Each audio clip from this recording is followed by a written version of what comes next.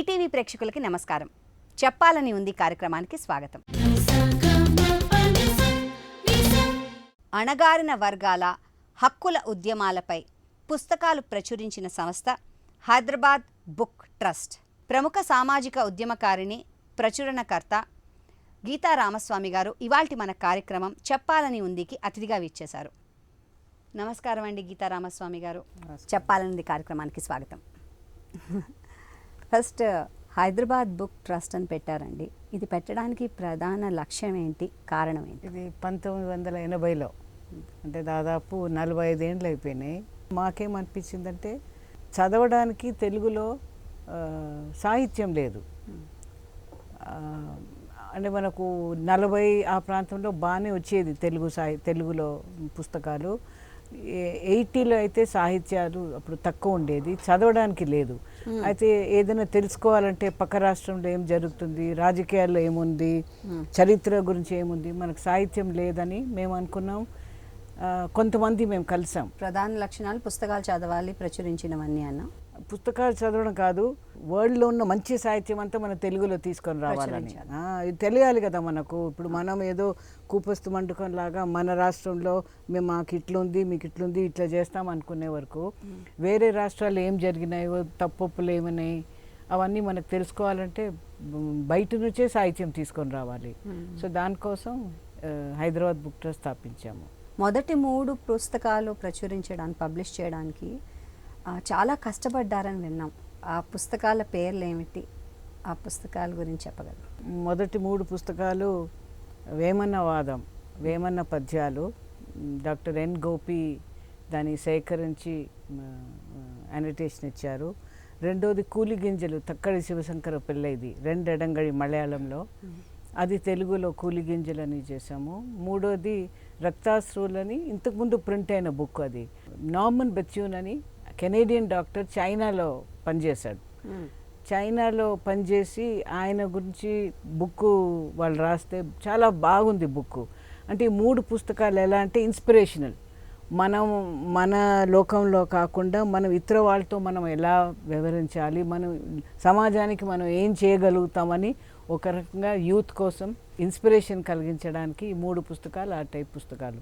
So ఫస్ట్లో మనం book trust పెట్టినప్పుడు పుస్తకాలు తయారు చేయాలంటే హడావుడిగా తీసుకొని రావాలి కదా, ఎందుకంటే పుస్తకాల్లోనే మనం ఏమిటని తెలుస్తుంది. సో దానికోసం ఒక 5-6 నెలలు కష్టపడ్డాము. 3 పుస్తకాలతో పాటు స్టార్ట్ చేసి దేశమంతా తిరిగినాము. వేమన పద్యాలని ప్రజలందరికీ అందజేయాలన్న మీ ఉద్దేశం వెనుక ఉన్న అసలు ఐడియా ఏంటి? పాతది కొత్తది జోడించాలని. ఇప్పుడు వేమన్న పద్యాలు ప్రోగ్రెసివ్ థాట్తో ఉన్నాయి. ఇప్పుడు ఎన్ని వందల సంవత్సరాల ముందో కులానికి వ్యతిరేకంగా, మూఢనమ్మకాలకు వ్యతిరేకంగా ఆయన చాలా పద్యాలు పాడారు. అది మధ్యలో మనం మర్చిపోయినాం. సో దాన్ని ప్రజలకి తీసుకొని రావాలంటే పాత పద్యాలు కాబట్టి ఈజీగా అందుకుంటారని మెసేజ్ మాత్రం ఒకటే. సో ఆ దృష్టితో వేమన పద్యాలు తీసుకొచ్చాం. అది అంత సక్సెస్ అయిందంట. అది బాగా చాలా వేలు కాపీల్లో పోయినాయి. అవి ఫస్ట్ 5,000 వేసాము, కానీ పోతా ఉన్నాయి. ఇప్పుడు ఎవరు అడగట్లేదు, దాన్ని ఎగ్జాస్ట్ అయిపోయింది అనుకోండి. కానీ అప్పుడు చాలా సక్సెస్ఫుల్గా పోయినాయి. మొదటి 3 పుస్తకాలు కూడా బాగా పోయినాయి. మీరు పబ్లికేషన్ స్టార్ట్ చేసినప్పుడు అండి, ప్రచురించడం హార్దికంగా 2 విధాల చాలామంది మీకు సహాయపడి ఉంటారు, మీకు హెల్ప్ చేసి ఉంటారు. వారి గురించి మీరు ఇప్పటికీ గుర్తుపెట్టుకుని ఉంటారు. సో వాటి గురించి చెప్తారా? అంటే మా ట్రస్ట్ మెంబర్స్ 5 ఉన్నా ట్రస్ట్లో లేని వాళ్ళే ఎక్కువ మంది ఎక్కువ దానికి తోడ్పడ్డారు. ఫస్ట్లో అయితే కొంచెం ఒక కోర్ క్యాపిటల్ కోసం తిరిగినాం. ప్రింట్ చేయడానికి పైసలు కావాలి కదా, కొంచెం కోర్ క్యాపిటల్ కోసం తిరిగినాం. అందులో చాలామంది, మా ముఖ్యురైతే సికే నారాయణ రెడ్డి గారని మాకు కో-ఫౌండర్, ఆయన ఉండేవారు. ఆయన తిరిగేవారు. పాపం పెద్ద వయసు ఆయనకు, అప్పటి వరకు 56 సంవత్సరాలు. కానీ అంతటా మేమిద్దరం కలిసి తిరిగినాం అంతటా. మాతో పాటు వీరయ్య చౌదరి అని వెటర్నరీ డిపార్ట్మెంట్లో పనిచేసేవారు. సో వారికి డ్యూటీ ఉంది కాబట్టి లీవ్ తీసుకొని మాతో పాటు రావడం. కొల్ల వెంకయ్య గారు అబ్బాయి ఆయన ఫాదర్ చాలా ఫేమస్ కమ్యూనిస్ట్ నాయకుడు. తర్వాత మై పార్ట్నర్ సిరిల్ రెడ్డి కూడా వచ్చేవాడు. సో అట్లా చాలామంది వాలంటీర్స్గా చాలామంది పనిచేశారు. ప్రింటింగ్ కానీ అమ్మకంలో కానీ సీకే గారు నేను మాత్రం చూసుకున్నాము. కానీ అందరికీ చెప్పడము, 10 మంది దగ్గర తీసుకెళ్ళడం, టీం మొత్తం అందరూ చాలామంది హెల్ప్ చేశారు. ప్రచురించడం ఒక ఎత్తు అయితే దాన్ని మళ్ళీ అందరికీ పంచడం, అవును, అండ్ దాన్ని సెల్ చేయడం, అవును, అది ఇంకో పెద్ద పని. అవును, స్పెషల్లీ ఆ టైంలో నిజంగా అంతమంది చదువుకున్న వాళ్ళు దాన్ని కొనుక్కుంటారా, దాన్ని ఆస్వాదిస్తారా అన్న ఒక ప్రశ్న కూడా వస్తుంటుంది. కొత్త పబ్లికేషన్ కాబట్టి అవును, కొన్ని భయాలు ఉంటాయి. సో మీరు అలాంటివి ఏమైనా ఎదుర్కొన్నారు? అంటే మేమేం చేసామంటే హైదరాబాద్లో కూర్చొని పుస్తకాలు అమ్మలేదు. పుస్తకాలు మూట కట్టుకొని జిల్లా జిల్లా తిరిగినాము. అయితే ఆ టైంలో మనకంత ట్రాఫిక్ లేదు. సో ఏ జిల్లాకు పోయినా, ఇప్పుడు గుంటూరు ఉందనుకోండి, 5-6 ముఖ్య పట్టణాలు ఉన్నాయి. పొన్నూరు ఉంది, చీరాల ఉంది, చిలకలూరిపేట ఉంది, గుంటూరు టౌన్ ఉంది. ప్రతి పెద్ద టౌన్ దగ్గర ఊర్లు కూడా పెట్టాం. పెద్దనందిపాడు అని ఊర్లే. టౌన్ సెంటర్లో 2 బల్లలు పెట్టుకొని, పెట్రోమాక్స్ ల్యాంప్ ఒకటి పెట్టుకొని బుక్స్ పొద్దున్న 9 నుంచి రాత్రి 8 వరకు అమ్మినాం. సో అందరు వస్తారు. టౌన్ సెంటర్ అంటే అందరు వస్తారు కదా, చాయ్ తాగనీకో, బట్టలు కొననీకో. ఇదేంటి బా వీళ్ళు అమ్ముతున్నారు, ప్రత్యేకంగా ఒక అమ్మాయి, నాకు అప్పుడు చిన్న వయసు అమ్మాయి అమ్ముతుంది ఏంటి అని చెప్పి కుతూహలంతో వస్తారు. వచ్చి పుస్తకాలు చూసి కొనుక్కొని పోయేవాళ్ళు. సో అలా ప్రతి టౌన్ కవర్ చేసాం. ఆంధ్రప్రదేశ్ ఇప్పుడు 2 రాష్ట్రాలు ఉన్నాయి. 2 రాష్ట్రాల్లో చాలా వరకు ప్రతి టౌన్ అలా కవర్ చేసాం. నా పుస్తకాలు తీసుకుపోతేనే ప్రజలకు తెలిసింది. వేరే వాళ్ళు కూడా అనుకున్నారు, అమ్మ వీళ్ళ పట్టుదల ఉంది, వీళ్ళు ఏదో చేయాలనుకుంటున్నారు, మనం కూడా అందులో హెల్ప్ చేస్తే మంచిది అనుకున్నారు. మామూలుగా పబ్లికేషన్స్ అందరికీ అండి ఏదో ఒక భావజాలం ఉంటుంది, దాన్ని బట్టి వాళ్ళు పబ్లిష్ చేస్తూ ఉంటారు పుస్తకాలు. ఒక మంచి పుస్తకం అందజేయాలన్న ఒక మంచి ఉద్దేశంతో స్టార్ట్ చేసిన ఈ హైదరాబాద్ బుక్స్ ట్రస్ట్, అసలు దీని పేరు పెట్టడం అదంతా ఎలా జరిగింది? కానీ 1980లో అన్ని భావజాలాలు ఇట్లా కొట్లాడుతున్నాయి ఆంధ్రప్రదేశ్లో. అన్ని రకాల కమ్యూనిస్ట్ పార్టీలు, బీజేపీ వీళ్ళు అంతా కొట్లాడుకొని మనం గ్రూప్స్గా అవుతున్నాము. ఇటువంటి పరిస్థితిలో మాది భావజాలం ఉంది, మేము ఇలా చేస్తామంటే మంచి పుస్తకాలకు చోటు లేకుండా అవుతుంది.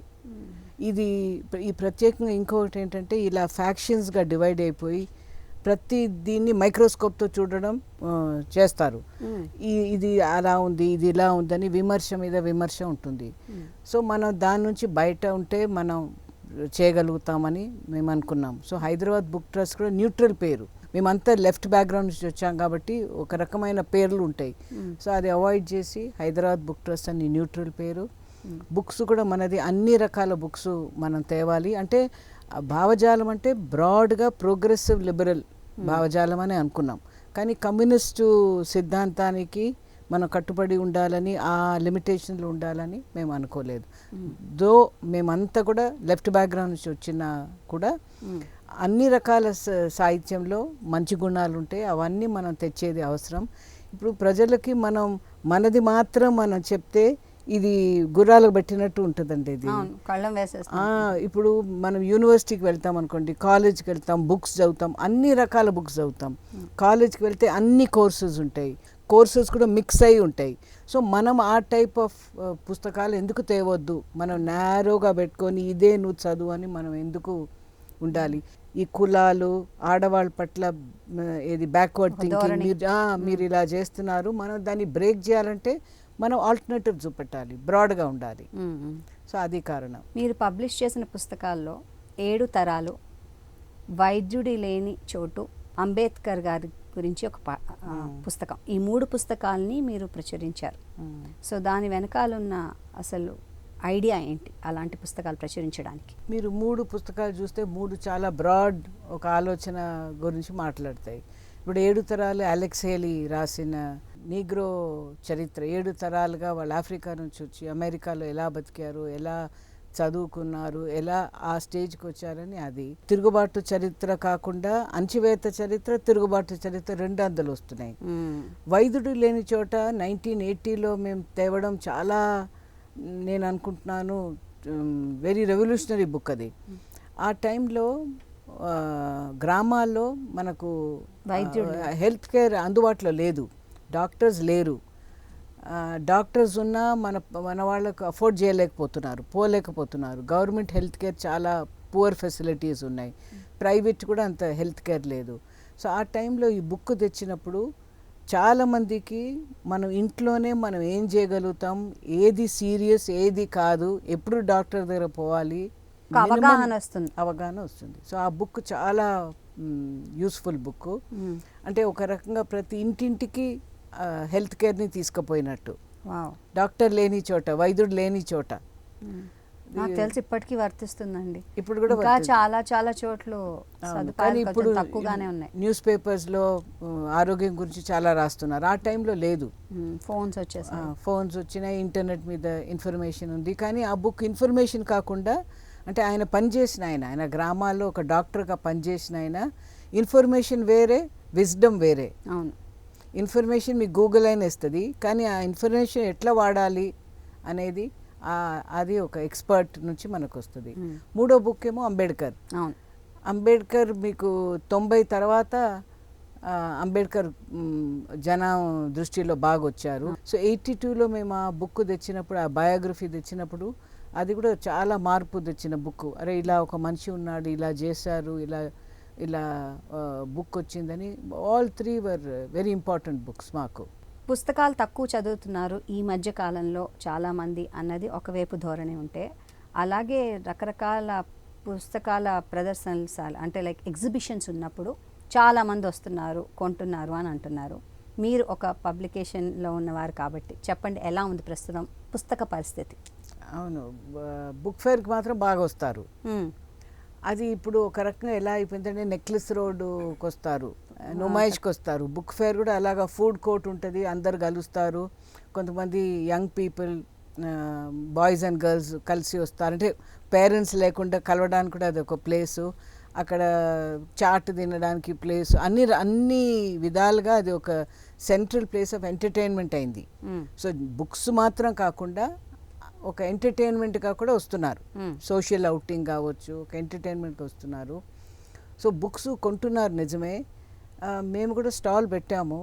నేను చూసింది ఏమిటంటే 20 ఏండ్ల నుంచి ఇంగ్లీష్ ఎడ్యుకేషన్ వైపు మన వాళ్ళు చాలామంది పోయారు. ఇంగ్లీష్ లేకపోతే మనకు కష్టమవుతుందని.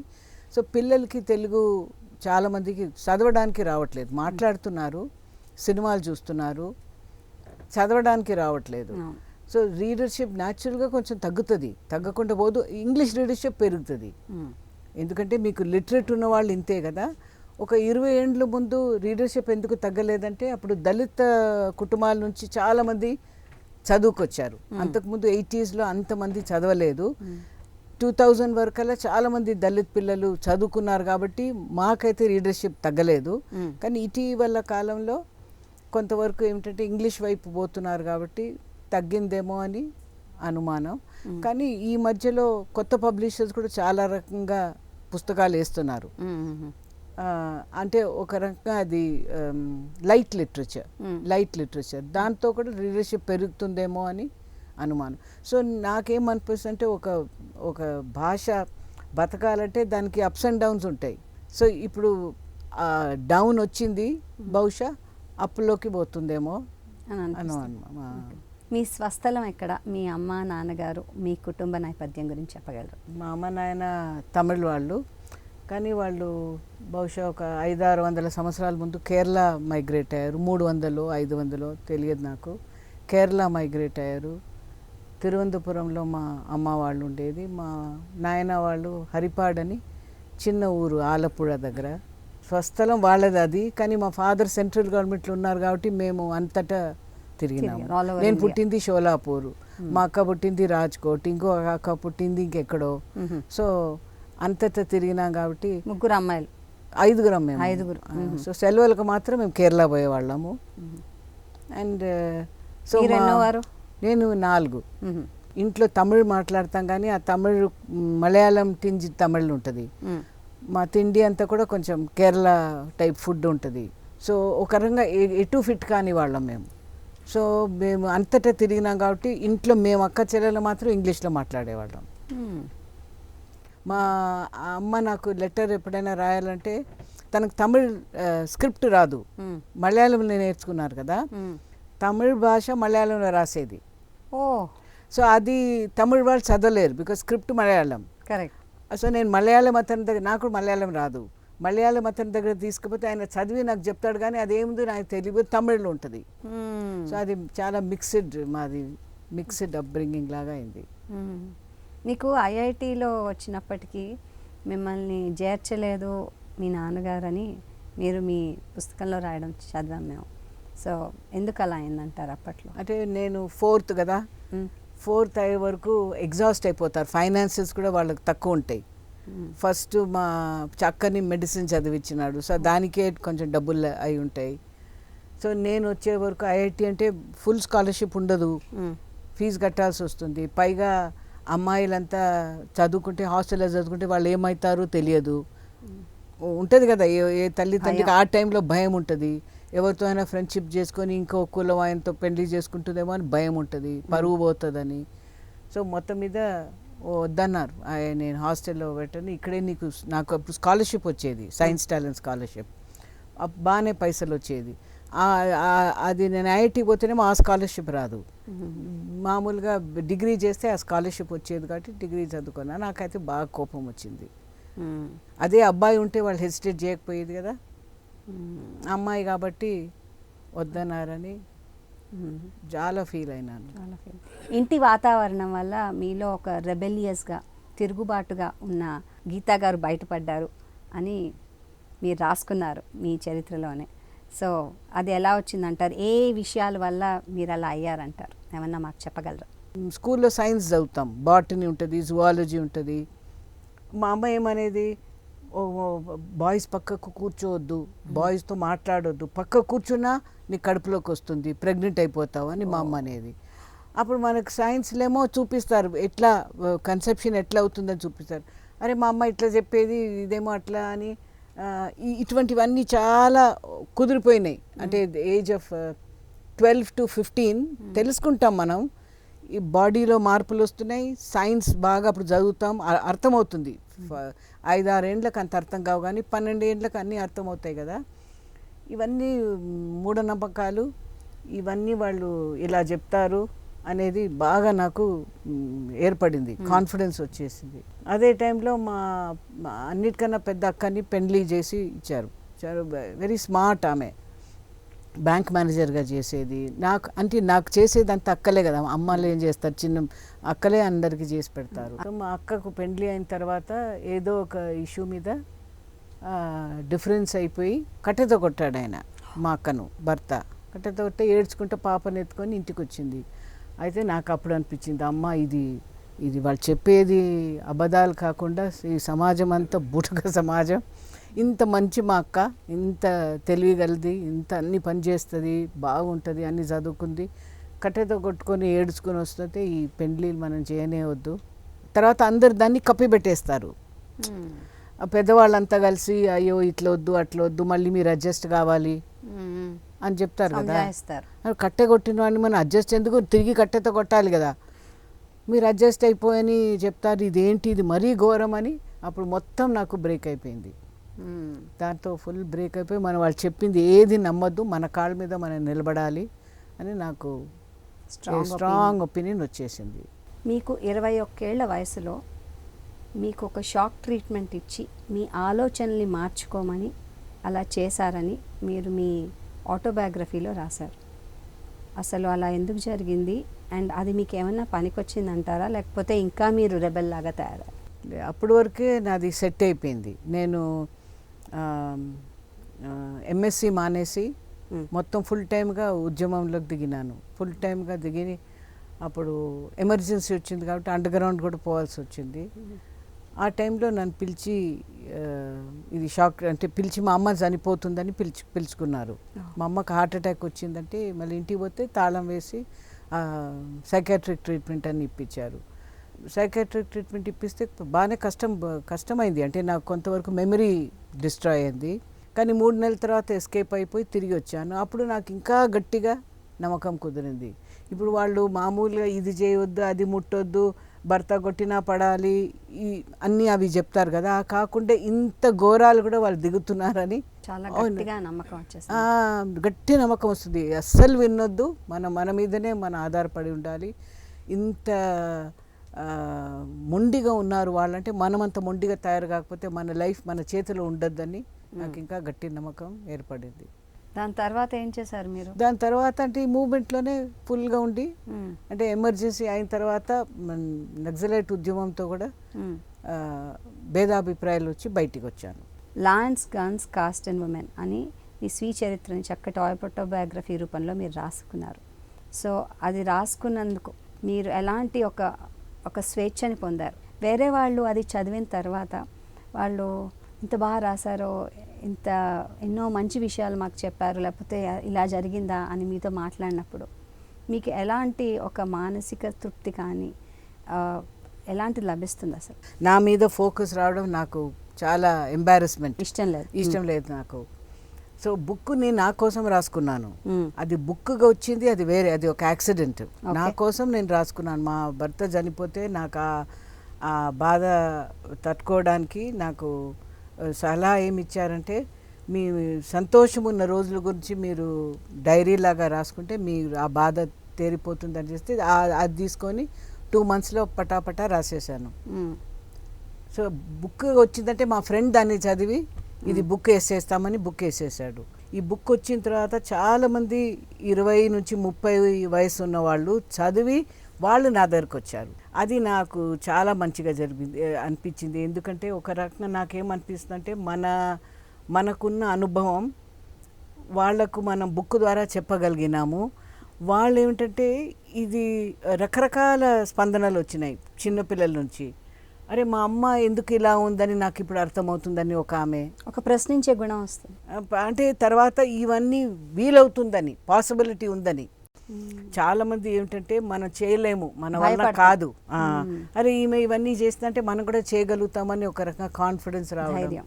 సో ఈ రకరకాల స్పందనలు ఉన్నాయి యంగర్ పీపుల్ అంటే. నాకు అనిపించింది బుక్కు మంచి రిజల్ట్ వచ్చింది అనిపించింది. కుటుంబ గౌరవం అనే పేరుతో మహిళలు చాలా మట్టుకు విషయాల్లో కాంప్రమైజ్ అవ్వడం కానివ్వండి, లేకపోతే సర్దుకుపోవడం అలాంటివి జరుగుతూనే ఉన్నాయి, కనిపిస్తూనే ఉన్నాయి. కానీ దాన్ని మీరు ఎలా గుర్తించారు, ఎలా చూస్తున్నారు, అండ్ దాని గురించి మీరు ఎలా రియాక్ట్ అయ్యారు? కుటుంబ గౌరవం అనేది ఆడవాళ్ళు రెస్పాన్సిబిలిటీయే కాదు. కుటుంబ గౌరవం పెద్దవాళ్ళు ఎవరైతున్నారో వాళ్ళు చూసుకొనియండి. ఆడపిల్లలకి వాళ్ళ జీవితం వాళ్ళ చేతిలో తీసుకోవడం అది ముఖ్యం. సో ఇది కుటుంబ గౌరవం అనేది వాళ్ళు ఏదైతే నొక్కి చెప్తారో పెద్ద బూటకం ఇది. బయటికి చెప్పకపోవడం కానీ, కాంప్రమైజ్ అవడంతో అన్నీ కంటిన్యూ అయ్యేది. మన సమాజంలో ఉన్న చెడ్డ ఏది ప్రాబ్లమ్స్ అన్నీ కంటిన్యూ అయ్యేది దీంతోనే కంటిన్యూ అవుతుంది. ఏదైతే మనం బయట పెట్టగలుగుతామో సాల్వ్ అయ్యే ప్రసక్తి ఉంది. అది బయట పెట్టకుండా కుటుంబ గౌరవం కాపాడుకోవాలి, మనం నోరు మూసుకోవాలనే పద్ధతిలో మనం ఎప్పుడైతే ఉంటున్నామో కంటిన్యూ అవుతూనే ఉంటాయి సమస్యలు. మరి కుటుంబ గౌరవం అనేది ఎవరు చూసుకోవాలంటారు? మనుషులకి గౌరవం ఉండాలి. కుటుంబం గౌరవం ఏమేంటి?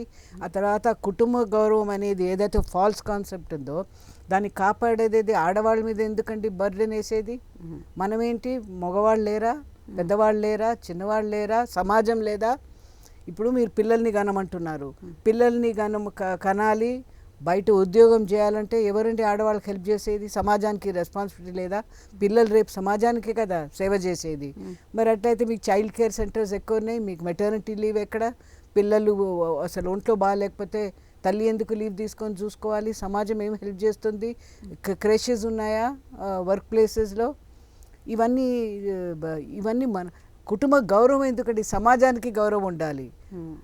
ఎవరైతే పిల్లల్ని కని పెంచుతున్నారో వాళ్ళ పట్ల సమాజానికి గౌరవం ఉండాలి, సమాజాన్ని వాళ్ళకి సేవ చేయాలి. కుటుంబ గౌరవం అనే పదం తీసుకొని ఆడవాళ్ళ మీద నెట్టేయడం ఏంటి? I totally disagree with it. ఇప్పుడు చాలా మటుకు మార్పులు జరిగాయి. అట్లీస్ట్ వర్కింగ్ వర్క్ మటుకు 6 months మెటర్నిటీ లీవ్ అని, పెటర్నిటీ లీవ్స్ అని ఇస్తున్నారు. ఐ డోంట్ థింక్ మార్పులు ఎక్కడేమి పెద్దగా లేవు, కొంచెం కొంచెం వస్తున్నాయి. ఆడవాళ్ళు ఎక్కడైతే బాగా గట్టిగా అడుగుతున్నారో, గట్టిగా తిరుగుబాటు చేస్తున్నారో అక్కడ కొంచెం కొంచెం వస్తున్నాయి. పబ్లిక్ సెక్టర్లో కూడా ఎక్కడైతే కొంచెం తెలివిగల వాళ్ళు హెడ్గా ఉన్నారో వాళ్ళు ఇటువంటి కొంచెం చేస్తున్నారు కానీ బట్ అదర్వైజ్ చాలా వరకు ఆడవాళ్ళు సఫర్ కావాల్సిందే. ఇటీవల కాలంలో స్త్రీవాద ఉద్యమాలలో కాంపిటీషన్, ఈగోస్ చాలా ఎక్కువగా ఉన్నాయని విమర్శలు వస్తున్నాయి. దీని గురించి మీరేమంటారు? అంటే స్త్రీవాద ఉద్యమం కూడా సమాజం బయట ఉండేది కాదు కదా. సో సమాజంలో ఉండే కష్టాలన్నీ కూడా ఉద్యమం మీద పడుతుంది కాబట్టి బయట ఉండేది కాంపిటీషన్ కానీ ఈగో క్లాషెస్ కానీ స్త్రీవాద ఉద్యమంలో కూడా న్యాచురల్గా వస్తాయి కదా. అది తప్పదు అనుకుంటాను. అంటే దాన్ని విరోధించాలి, ఫైట్ చేయాలి, కానీ ఖచ్చితంగా ఉంటాయి. సమాజంలో ఉన్న ప్రభావాలన్నీ మన మీద కూడా పడతాయి. మీ భర్త గారు సిరిల్ రెడ్డి గారిని మీరు ఎక్కడ కలిసారు, ఎప్పుడు కలిసారు? మేము పార్టీలో ఉన్నప్పుడు కలిసాము. ఆయన అప్పుడు వరకే అండర్ గ్రౌండ్, మేమంతా ఓపెన్గానే తిరుగుతున్నాం కదా, అప్పుడు మీటింగ్స్లో కలిసాము. సో మీరు అంటే ప్రపోజల్ ఎవరు చేశారు, ఎవరు ఎలా పెళ్లి చేసుకున్నారు? ఆ వయసులో, చిన్న వయసులో ఇద్దరు అట్రాక్ట్ అయినప్పుడు ఎవరు ప్రపోజ్ చేస్తారు, ఎవరు చేయరు అనేది అంత ఉండదు. నేను కూడా బోల్డే. సో నా మొన్న ఎవరో అంటున్నారు నువ్వే ప్రపోజ్ చేసావటంటే నేను మర్చిపోయినా ఎవరు ఎట్లా ప్రపోజ్ చేశారు, నాకు కూడా గుర్తులేదు. But it is possible that I propose. అది కూడా పాసిబులే కావచ్చు. I very very bold. If నాకు ఏదైనా నచ్చితే నేను ఓపెన్గా చెప్పేస్తాను. బట్ ఇద్దరం అనుకున్నాం కాబట్టి అట్లా బహుశా అట్లా కాలేదేమో. మా ఒకటే సమస్య ఏముందంటే మేమిద్దరం విప్లవం కోసం అనుకుంటున్నాము. పెండ్లీలు చేసుకుంటే విప్లవంలో మనం ఉండగలమా, అది ఒకటే సమస్య మాకు ఉండేది. ప్రశ్న. మీరు పెళ్లి చేసుకున్న తర్వాత ఎలా ఎవరో ఒకళ్ళు బయటకు వచ్చేసారు కదా, మీరు ఇద్దరం బయటకు వచ్చేసారు. కారణం ఏమైనా ఉందంటారా? గట్టిగా ఎమర్జెన్సీ ఉన్నప్పుడు ఏమైనా షెల్టర్లన్నీ కింద మీద అయినాయి, అరెస్ట్లు అయ్యారు, ఇక్కడ నుంచి అక్కడ పారిపోవడము, ఎవడో మన ఇంటికి రావడము, వాడు ఆ కథలు చెప్పడము, అవన్నీ చాలా విషయాలు తెలిసిపోయినాయి. చాలా విషయాలు తెలిసిపోయినప్పుడు పార్టీ పెద్దల్ని ఇది అడిగితే, ఆహా ఇదంతా మీరు అడగొద్దు, ఇది డిబేటింగ్ సొసైటీ కాదు, ఆర్మ్ స్ట్రగల్. నిజమో తెలియని పరిస్థితి కూడా కదా. అవును, ఎవరు చెప్పింది నిజమో తెలియదు, ఎవరు చెప్పింది అబద్ధమో తెలియదు. అంటే మన ఫ్రెండ్స్, మన దోస్తులు ఇప్పుడు ఎవరైతే మన దగ్గర నుంచి ఇక్కడ నుంచి వెళ్ళి ఫారెస్ట్ ఉద్యమం చేరాడో, అడవిల్లో పనిచేయడానికి చేరాడు, ఆయన మనం నమ్మొచ్చు కదా. ఆయన చెప్పిన కథలు మనకు తెలుసు, మనవాడైనా. సో అటువంటివన్నీ అడిగితే మీరు అడగొద్దు, మీరు మాట్లాడొద్దు, ఇది డిబేటింగ్ సొసైటీ కాదు, చెప్పినట్టు మీరు వినాలి, లేమంటే లేవాలి, కూర్చోమంటే కూర్చోవాలి అని మాకు ఇది చేస్తే మాకు ఇంకా కోపం వచ్చింది. ఇదేంటి, మనం అందరి కోసం విప్లవం అనుకుంటున్నాం, అందరు మేలు కోసం విప్లవం అనుకుంటున్నాం.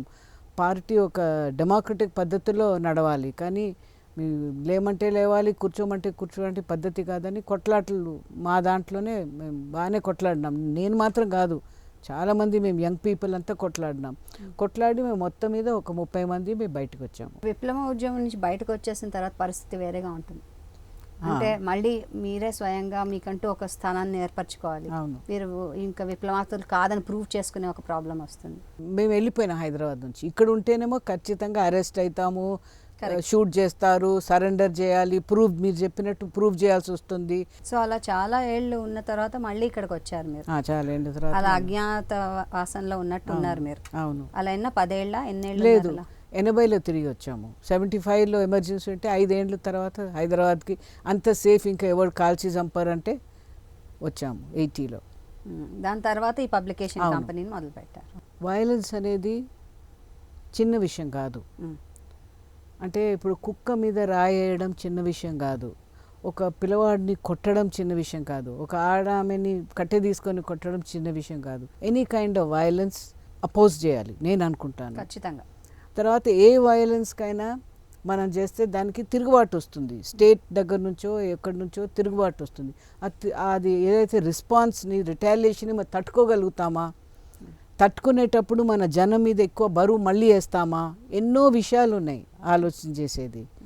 సో నాకు అప్పుడు జరిగే వైలెన్స్ మాత్రం విపరీతమైందండి. అంటే చేసేదే ప్రజల కోసం. అవును. అలాంటప్పుడు వాళ్ళనే బాధ పెట్టడం అనేది అంటే మనకు సహజం. ఒక రకంగా మీరు చూస్తే ఇప్పుడు తల్లి పిల్లవాడిని ఎందుకు కొడుతుందండి? మంచిగా ఉంటాడని. కానీ కొట్టడంతో మంచిగా కాదు కదా, మరి కొడతారు.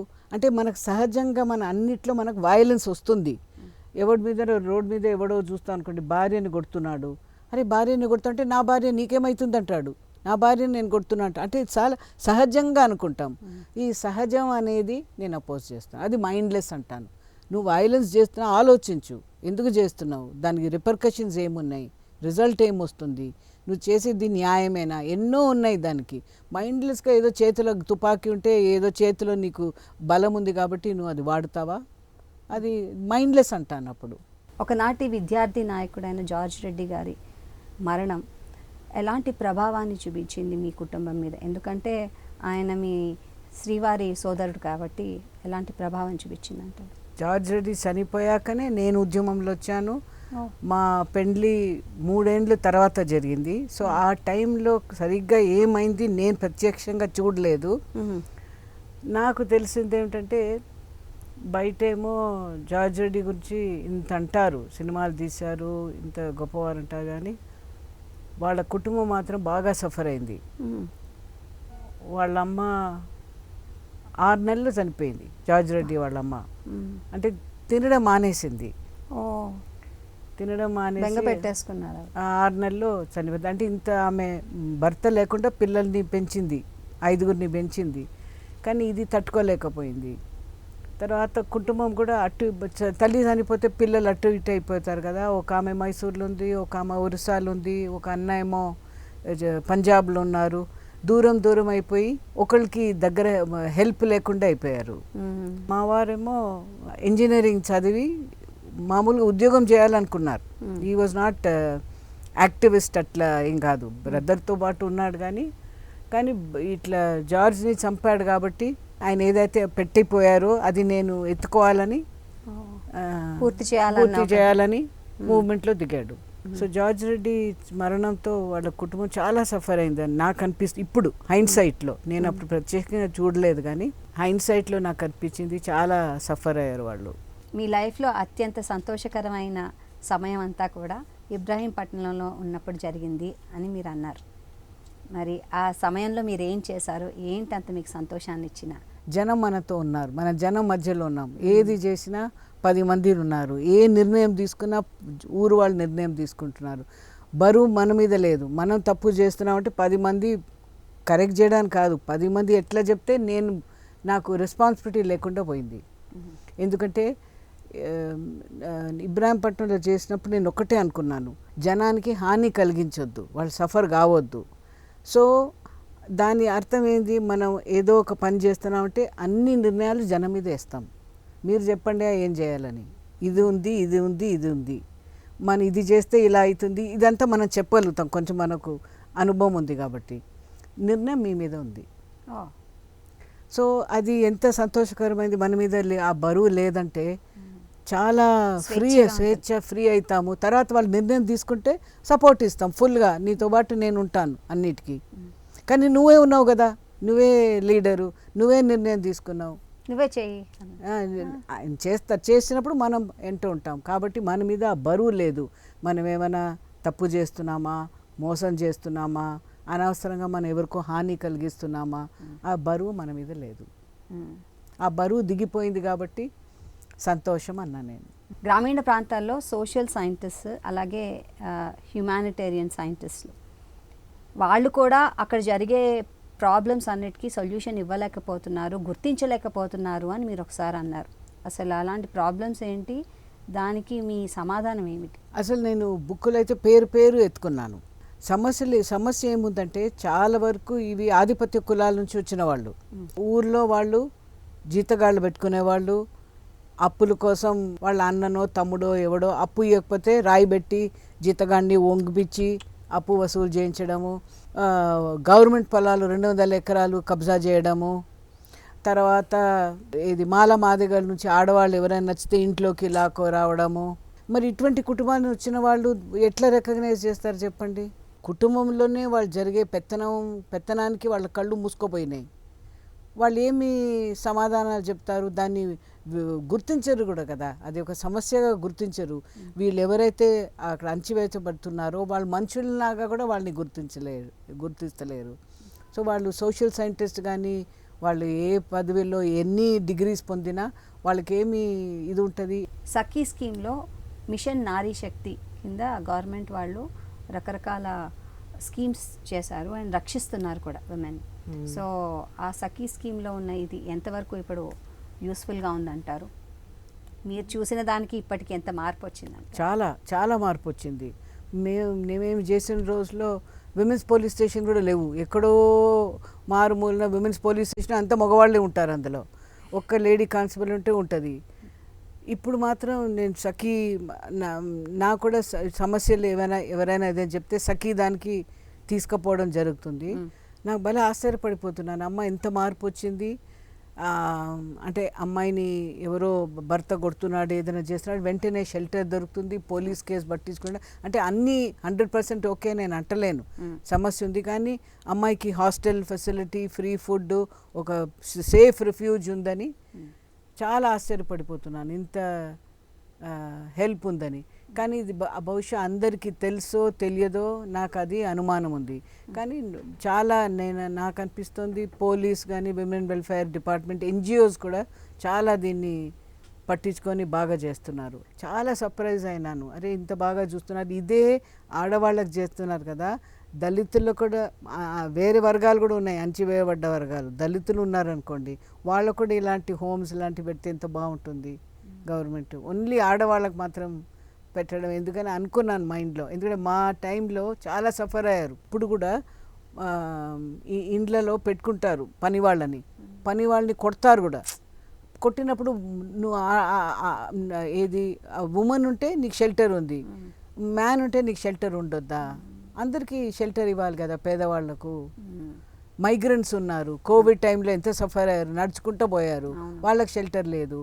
ఇది నాకు అనిపిస్తుంది విమెన్ పట్ల చేస్తే ఇంటర్నేషనల్గా మనకు పేరు కొంచెం స్టేట్ అందులో పడిపోయింది. విమెన్కి చేసే ప్రొటెక్టింగ్ విమెన్ అనేది వస్తుంది. అలాంగ్ విత్ విమెన్ వేరే వర్గాలు ఉన్నాయి, అందరికీ పువర్ పీపుల్ అందరికీ చేయాలి. But anyway this is very good, ఇది కంటిన్యూ అవ్వడం ఇది చాలా మంచి స్కీమ్. వెరీ సర్ప్రైజ్డ్ ఇంత బాగుందని. మీరు మీ ఆత్మకథ రాసుకున్నప్పుడు దాంట్లో క్యాప్షన్గా ల్యాబ్స్డ్ రెవల్యూషనరీ అని కింద క్యాప్షన్ ఇచ్చారు. ఎందుకు అలా ఇచ్చారు, దాని ఉద్దేశం? ల్యాబ్స్ రెవల్యూషన్ అంటే మాజీ అంటే మన దగ్గర అంటాం మాజీ నక్సలైట్, మాజీ కాంగ్రెస్, మాజీ టీడీపీ, అలాగా ల్యాబ్స్ రెవల్యూషన్ అంటే మాజీ రెవల్యూషనరీ. అంటే మాజీ కదా, నేను అందులో ఉండి బయటికి వచ్చాను, మాజీ అన్నట్టే కదా. అంతే. హైదరాబాద్ బుక్ ట్రస్ట్ నుంచి ఇప్పుడు ప్రస్తుతం ఎలాంటి పుస్తకాలు పబ్లిష్ అవుతున్నాయి? ఈ మధ్యలో మీకు ఇది వైద్యుడు లేని చోట గురించి చెప్తాము. దానికి తోడు ఈ మధ్యలోనే ఇంకొక బుక్, మానసిక వైద్యుడు లేని చోట అని ఒక మంచి బుక్ తెచ్చాం. డాక్టర్ విక్రమ్ పటేల్ అని లీడింగ్ సైకాట్రిస్టు. అది పెద్ద మాటల్లో కాకుండా సింపుల్ క్వశ్చన్ ఆన్సర్ స్టైల్లో బాక్స్, దాంతోపాటు రకరకాల మెంటల్ వ్యాధులు ఎందుకు వస్తాయి, ఎలా వస్తాయి, దానికి సహజంగా మనం ఏం చేయగలుగుతామని ఒక బాగా పెద్ద బుక్కే తెచ్చాము. యూత్లో ఎక్కువ వస్తున్నాయంటే పుస్తకాల ద్వారా, తర్వాత ఆత్మకథల ద్వారా. ఆత్మకథలు చదివినప్పుడు ఆహా నాలాగనే వీళ్ళు కూడా సఫర్ అయ్యారా, ఇట్లా ఎదుర్కొన్నారా, ఇట్లా బయటపడ్డారా అని ఆ రకమైన ఆత్మకథలు కూడా కొన్ని వేస్తున్నాము. సో దాంతో ఏమిటంటే ఎవరు వాళ్ళ సమస్యకి జవాబు వాళ్ళలోనే ఉంటుంది, ఇంకెవరు చెప్పలేరు, ఇంకెవరు చూపించలేరు. కానీ ఉదాహరణలతో కొంచెం అర్థం చేసుకొని మనది సాల్వ్ చేయగలుగుతామని ఆ కాన్ఫిడెన్స్ రావాలి యువతరుల్లో. సో దానికోసం అది అర్థం చేసుకొని పుస్తకాలు దోహదం చేస్తాయి. మీ శ్రీవారు మీరు పెళ్లి చేసుకున్నారు, ఇష్టపడిద్దరు, మీకు ఎలాంటి ఒక ప్రోత్సాహం ఒకళ్ళకొకళ్ళు ఇచ్చుకునేవాళ్ళు? బికాజ్ ఇద్దరు ఇష్టపడి చేసుకున్నారు కాబట్టి. చాలా అంటే ఆయన ఎంకరేజ్మెంట్ ఎంత అవసరం ఉందంటారు? అండ్ వైజీ వర్సా నేను చెప్పలేను, నేనేం చేసినా నేను చెప్పలేను, కానీ ఆయన ఏం చేశారు నేను చెప్పగలుగుతాను. ఆయన పేరు సిరిల్ గారు. నేను ఏ పని తీసుకున్నా ఫుల్ సపోర్టు. ఇది నువ్వు చేస్తే మేము ఎట్లా అని ఏం లేదు. ఇప్పుడు బుక్ ట్రస్ట్ చేసినప్పుడు 20 days 30 రోజులు 20 రోజులు బయట ఉన్నాను. ఇబ్రాహీంపట్నం చేసినప్పుడు ఫుల్గా బయట ఉన్నాను. తర్వాత ఈ పోలీస్ గొడవలు, అరెస్టు, చంపుతాం కొడతామని దానికి ఎలాంటి అన్నీ హెల్పే చేసేవారు. కానీ ఎలా మేనేజ్ చేసుకోవాలని చాలా. తర్వాత ఆయన లాయర్గా ఉన్నాడు కాబట్టి నాకు లీగల్గా మా వాళ్ళ కేసులన్నీ ఆయనే చూసుకున్నాడు. అండ్ ఎప్పుడు కూడా అమ్మ నిన్ను చంపుతారు నువ్వు చేయకని ఒక్క మాట అనలే. ఇంకా నేనే కొంచెం విత్డ్రా అయిపోతే అమ్మా ఎట్లా విత్డ్రా అవుతావు, నువ్వు మాట ఇచ్చినావు విత్డ్రా ఎట్లా అవుతావు అని నన్ను ప్రోత్సహించేవాడు. అండ్ అన్నిట్లో వెరీ హెల్ప్ఫుల్. సో నేను ఎంత హెల్ప్ఫుల్గా ఉన్నా నేను చెప్పలేను కానీ బికాజ్ నేనే పబ్లిక్ పర్సన్, అన్నిట్లో నేనే పబ్లిక్ ఫేస్ లాగా. ఆయన ఉమెన్ బిహైండ్ ద మ్యాన్ అంటారు చూడండి, he was the man behind the women. I was the public face. నాకే ఐ వాజ్ లీడింగ్ పబ్లిక్లీ. వెనకాల నుంచి సపోర్ట్ ఇచ్చేదంతా ఆయనే. ఆయన పోయినాక నాకు తెలిసింది, చనిపోయాక నాకు తెలిసింది అమ్మ ఇంత సపోర్ట్ అని. ఉన్నప్పుడు మనకు ఎందుకు తెలుస్తుందండి, వీటి టేక్ ఫర్ గ్రాంటెడ్ చేస్తాం కదా, ఆ వెల్త్ కనిపిస్తుంది కదా. అవును. మరి మీ పిల్లలండి, మీకు ఎంతమంది పిల్లలు, ఏం చేస్తున్నారు? ఒక అమ్మాయి లీలా అమ్మాయి పేరు, ఎకనామిక్స్ చదివింది. ఇప్పుడు ప్రస్తుతం అసిస్టెంట్ ప్రొఫెసర్గా ఇంగ్లాండ్లో యూనివర్సిటీలో చెప్తుంది చదువు. నైస్. సో ఇప్పుడు ఎలాంటి జీవితాన్ని గడుపుతున్నారు, ఎలా హెల్ప్ అంటే వయసు అయింది కాబట్టి మనం అంత చురుగ్గా మనం చేయలేం, మునుపున్నంత మనం చేయలేం. అడ్వైజు కొంతవరకు, తర్వాత నెట్వర్క్ కొంచెం ఎక్కువనే ఉంటుంది. ఇంతమందితో కొట్లాడినప్పుడు చాలా ఫోన్లు నంబర్లు ఉంటాయి, ఎవరికైనా అవసరం ఉన్నప్పుడు సపోర్ట్ ఇవ్వడం, గట్టిగా మాట్లాడడం. బికాజ్ అథారిటీతో మాట్లాడతాం కదా, ఇంతమంది పోలీస్ వాళ్ళని ఫేస్ చేస్తే వాళ్ళది ఇన్ అండ్ అవుట్ తెలిసిపోతుంది. So that kind of support మనం ఇవ్వగలుగుతాం. యాక్టివ్గా మనం చేయడం అంటే ఐ డోంట్ థింక్ చిన్న యంగ్ పీపుల్ వాళ్ళు చేయాలి, మనం వెనకాల నుంచి సపోర్ట్ ఇవ్వాలి అని అనిపిస్తుంది నాకు. బట్ ఇప్పుడు కూడా ఎన్నో ఉన్నాయి చేసేటివి, ఎందుకు లేవు. ఇంగ్లీష్ పబ్లికేషన్ స్టార్ట్ చేసాం, 45 సంవత్సరాల నుంచి తెలుగు బుక్స్ వేస్తున్నాము. ఇప్పుడు ఇక్కడ ఇంగ్లీష్ బుక్స్ అడుగుతున్నారు. వచ్చిన వాళ్ళంతా నా కూతురికి తెలుగు చదవడం రాదు, మీరు ఇంగ్లీష్ బుక్ ఇవ్వండి అంటే ఓకే ఇంగ్లీష్ మొదలు పెట్టాం, సౌత్ సైడ్ బుక్స్ అని. 2 ఏళ్ళు అయిపోయినా 15 పుస్తకాలు తెచ్చాము. సో చాలా రెస్పాన్స్ వస్తుంది ఇంగ్లీష్ బుక్స్కి. అంటే ట్రాన్స్లేటర్స్ కానీ, ఆథర్స్ కానీ, ఎడిటర్స్ కానీ హెల్ప్ చేసేవాళ్ళు చాలామంది. సో మంచి రెస్పాన్స్ వస్తుంది. కాబట్టి తెలుగు సాహిత్యం లోకానికి తీసుకుపోవడానికి ఇది చాలా మంచి అవకాశం వస్తుంది అనిపిస్తుంది.